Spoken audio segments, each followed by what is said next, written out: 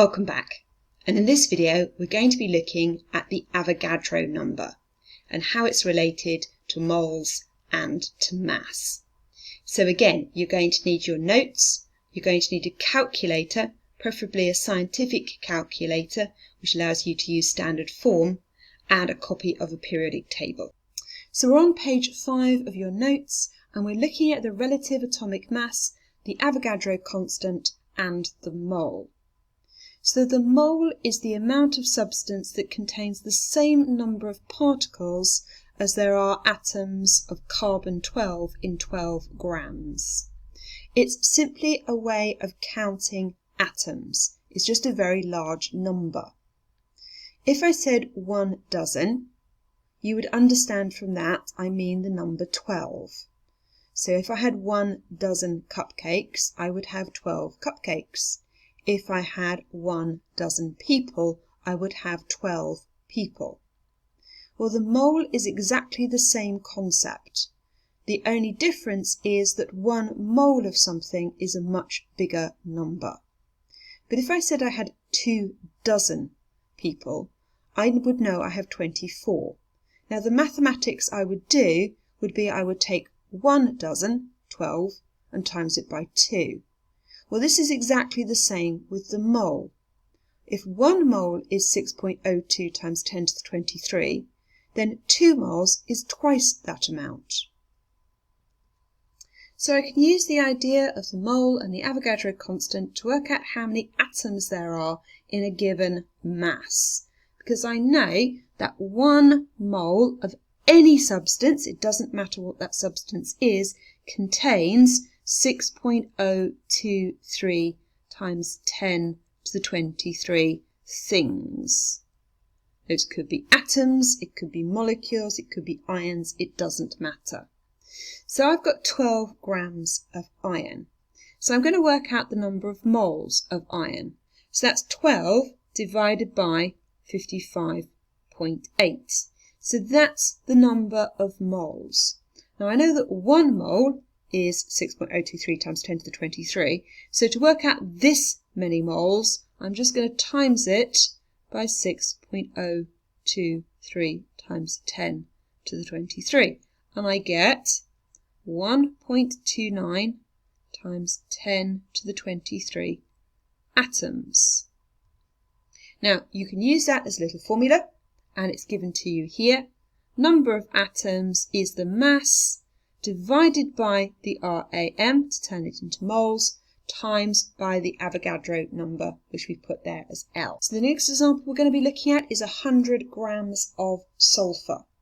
So again, 100 times the RMM of sulfur, which is 32.1, so that gives me the number of moles, times by 6.023 times 10 to the 23, and so that gives me 1.87 times 10 to 24 atoms. And you can see I've worked out there 9 grams of silver in the same way. I can not only use this for atoms, I can also use it for molecules. Because remember, the Avogadro is the number of things. Now those could be molecules or ions or atoms. So I want to know how many molecules of water there are in 10 grams of water. So I'm going to do exactly the same calculation as I did before. Well, I've got 10 grams divided by 18 will give me the moles of water molecules, times by 6.023 times 10 to the 23, and that equals 3.34 times 10 to the 23 molecules. And I've done the same calculations there for 50 grams of carbon dioxide and 75 grams of sulfuric acid. Another way to do this is to think about it in terms of ratios. Well, we know the mass of 1 mole, we can work out the 1 gram, and then we can scale it up to 50. But you end up with the same equations. Mass divided by RMM times the Avogadro number. We can also work this backwards. So if I have 2 moles of sodium, well, I know how many atoms there are in 1 mole. So in 2 moles, I've just got twice the amount. So 2 times 6.02 times 10 to the 23, and that gives me 1.204 times 10 to the 24 atoms. And that's a nice simple calculation here where we work out, well, if 1 mole is 6.02, then 10 moles will be 10 times that amount, half a mole will be half that amount, 0.1 of a mole will be 0.1 that amount, and 100 will be 100 times that amount. In the exam, you need to be careful that you're reading very carefully the words in bold. In this first example, you're asked how many atoms in total are there in 35.2 grams of carbon dioxide. So you need to realise that in every 1 mole of carbon dioxide, I have 3 moles of atoms, 1 carbon and 2 oxygens. So I have 35.2 grams of carbon dioxide, and I want to work out how many atoms there are. So I've got 35.2, the mass, divided by the RMM, which is 44. So that gives me 0.8 moles of CO2.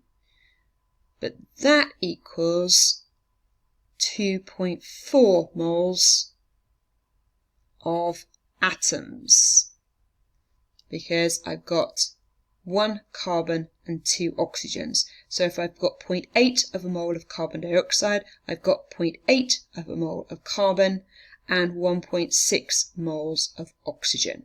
Total 2.4 moles of atoms. So therefore, I've got 2.4 times 6.02 times 10 to the 23, which equals 1.44 times 10 to the 24 atoms. So if we look at the next example, how many ions in total in 15.6 grams of calcium chloride? Well, calcium chloride contains a calcium ion and 2 chloride ions. So it's 3 times the number of moles of calcium chloride.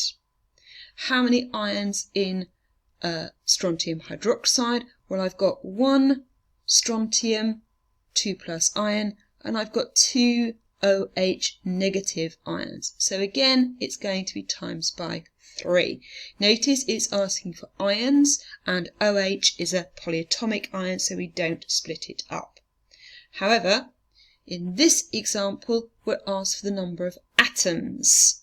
Well, in HNO3, I've got 1 hydrogen, 1 nitrogen, but 3 oxygens. So I'm going to times by 5. So you do need to be careful when the question is asking you for ions and when the question is asking you for atoms. So we can also use the Avogadro number to actually work out the RAM. So we're told that A is a group 4 element. In other words, it's in the group 4 between carbon and lead. I'm told that 0.1 gram of the element contains 8.25 times 10 to the 20 atoms, and I've been asked to calculate the RAM of A. I'm going to be using the same equation that I used before.